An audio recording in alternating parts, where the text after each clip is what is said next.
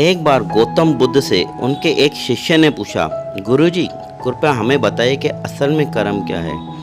तब गौतम बुद्ध ने अपने शिष्य से कहा कि कर्मों को समझने के लिए मैं तुम्हें एक कहानी सुनाता हूँ। इस कहानी से तुम समझ जाओगे कि कर्म क्या है।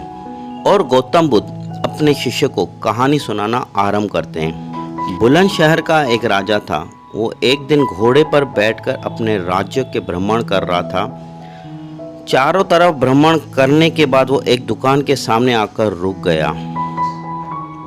रुकने के बाद राजा ने अपने मंत्री से कहा, मंत्री जी मालूम नहीं क्यों मुझे लगता है कि इस दुकानदार को कल के कल फांसी की सजा सुना दूं।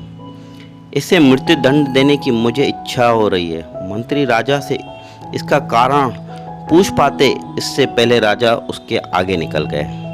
मंत्री ने इस बात का कारण पता करने के लिए अगली सुबह भैंस बदलकर आम जनता का रूप लेकर दुकानदार के पास जा पहुंचा। मंत्री ने दुकानदार से पूछा, भाई आपका काम कैसा चल रहा है। तब दुकानदार ने बताया कि उसका बहुत ही बुरा हाल है। लोग उसके दुकान पर आते हैं, चंदन को सूंघकर उसकी प्रशंसा बहुत ज़्यादा करते हैं, लेकिन खरीदता कोई भी नहीं। और उसने आगे बताया कि मैं सिर्फ इसी इंतजार में हूँ कि हमारे राज्य के राजा की मृत्यु हो जाए और उनके अंतिम संस्कार के लिए मुझसे बहुत सारी चंदन की लकड़ियाँ खरीद ली जाएं। शायद वहाँ से मेरा व्यापार में और बढ़ोतरी हो जाए और मेरा व्यापार भी अच्छा हो जाए। मंत्री को सारी बात समझ में आ गई कि यही वो नकारात्मक विचार है जिसने राजा के मन को भी नकारात्मक कर दिया है।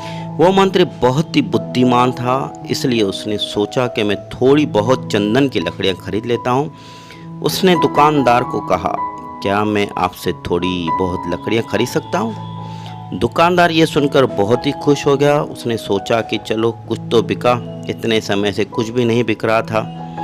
उसने चंदन की लकड़ियाँ को कागज में लपेटा और अच्छी तरह से मंत्री को दे दी। मंत्री अगली सुबह चंदन की लकड़ी लेकर राजा के दरबार में पहुंच गया और राजा से कहा, महाराज वो जो दुकानदार है उसने आपके लिए तोहफे के रूप में चंदन की कुछ लकड़ियां भेजी हैं। ये बात सुनते ही राजा बहुत खुश हो गया और मन ही मन सोचने लगे कि यार मैं बेकार में ही उस दुकानदार के बारे में गलत बात सोच रहा था। राजा ने चंदन की लकड़ी को हाथ में लिया। उसने अच्छी तरह से उसको सूंघा। उसमें बहुत ही अच्छी सुगंध आ रही थी।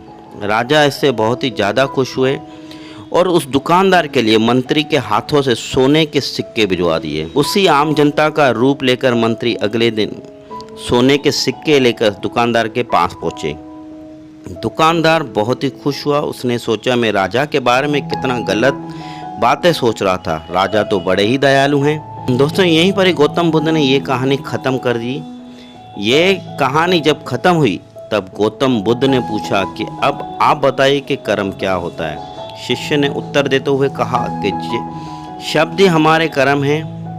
हम जो काम करते हैं वही हमारे कर्म हैं, जो हमारी भावना है वही हमारे कर्म हैं। गौतम बुद्ध ने सभी शिष्य के जवाब सुनने के बाद ये कहा, आपके विचार ही आपके कर्म हैं। अगर आपने अपने विचारों पर नियंत्रण करना सीख लिया तब आप एक महान इंसान बन जाते। जब आप अच्छा सोचते हैं तब आपके साथ अच्छा होता ही और वो होता ही रहेगा। दोस्तों आपने देखा कि अगर आप अच्छा सोचोगे तो दूसरों के लिए अपने आप आपके बारे में अच्छा सोचने लग जाएंगे। इसलिए अच्छा सोचने की कोशिश करो। हाँ, बुरा विचार आएंगे, फिर भी आपको इसके लिए अवेयर होकर अच्छा सोचना चाहिए। अच्छा सोचकर तो देखिए, तब अच्छा ही होने लगेगा। बुराई में भी अच्छाई को ढूंढें और आपके साथ तब अच्छा ही होने लगेगा। मैंने ऐसा खुद करके देखा है।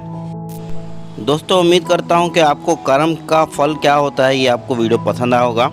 इसी तरह के और भी काफ़ी सारे आपको वीडियो मिलते रहेंगे। उसके लिए आप चैनल को सब्सक्राइब जरूर कर दीजिएगा। तो मिलेंगे अगले नए वीडियो में नई कहानी के साथ।